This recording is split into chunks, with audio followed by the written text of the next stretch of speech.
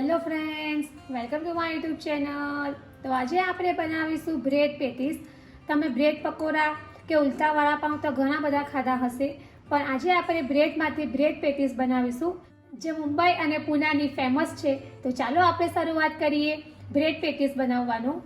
તો એના માટે મેં અત્યારે ચણાનો લોટ લીધો છે, ત્યાર પછી મેં ચોખાનો લોટ લીધો છે, ત્યાર પછી મેં કોથમીર લીધી છે, ત્યાર પછી મેં ઘઉંની બ્રેડ લીધી છે, તમે મેદાની પણ લઈ શકો છો.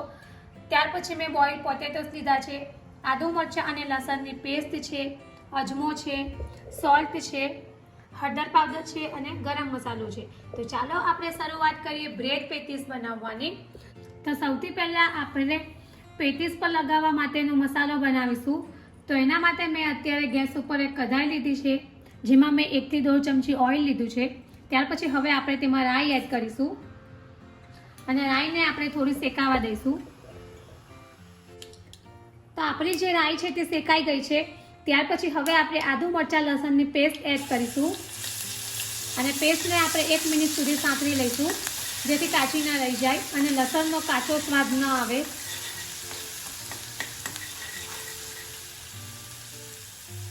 ત્યાર પછી હવે આપણે સોલ્ટ છે, હળદર છે અને ગરમ મસાલો છે આ એડ કરીશું અને આ રીતે બધું બરાબર મિક્સ કરી લઈશું.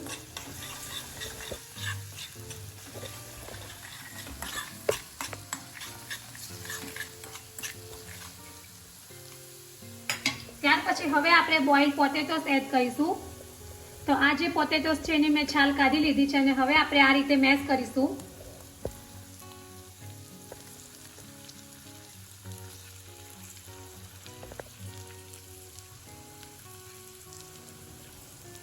અને હવે આપણે આ રીતે મેસરથી મેશ કરી લઈશું.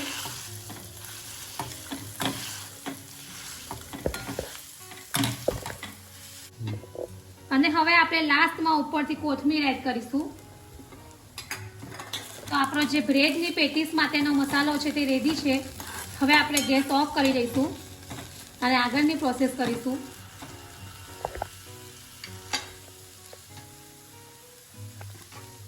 હવે આગળ આપણે ચણાના લોટનું બેટર બનાવીશું.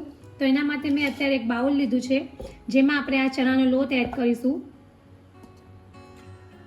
ત્યાર પછી આપણે તેમાં થોડો ચોખાનો લોટ એડ કરીશું, જેનાથી આપણી જે બ્રેડ પેટીસ છે તે એકદમ ક્રિસ્પી એવી બનશે.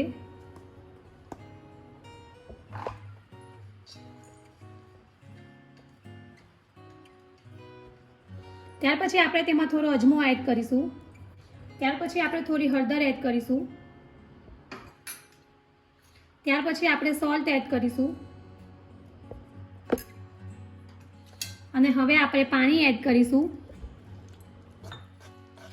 અને વડા માટેનું જેવું બેટર આવે છે તેવું જ બેટર આપણે રેડી કરી લઈશું.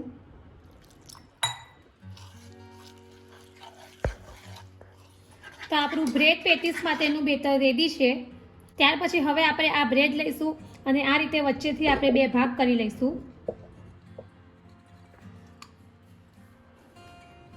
બીજી બ્રેડને પણ આપણે આવું જ કરી લઈશું.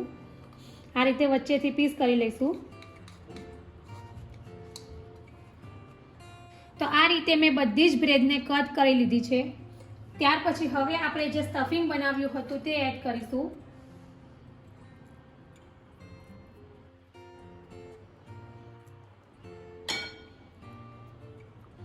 આ રીતે આપણે હાથની મદદથી થોડું થોડું સ્ટફ કરી લઈશું.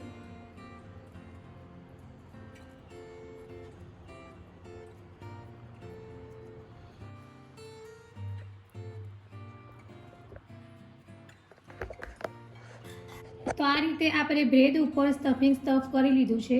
ત્યાર પછી હવે આપણે એને ઓઇલમાં ફ્રાય કરીશું. ત્યાર પછી હવે આપણે આ જે ખીરું બનાવ્યું છે એમાં થોડો ખાવાનો સોડા એડ કરીશું અને હવે એને આ રીતે મિક્સ કરી લઈશું. ત્યાર પછી હવે આપણે થોડી કોથમીર એડ કરીશું.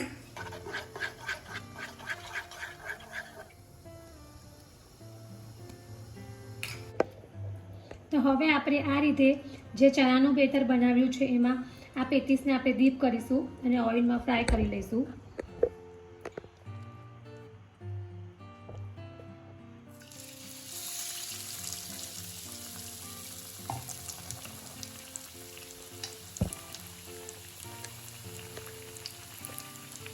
પેટીસને આપણે બંને બાજુ થોડી ફ્રાય કરી લઈશું.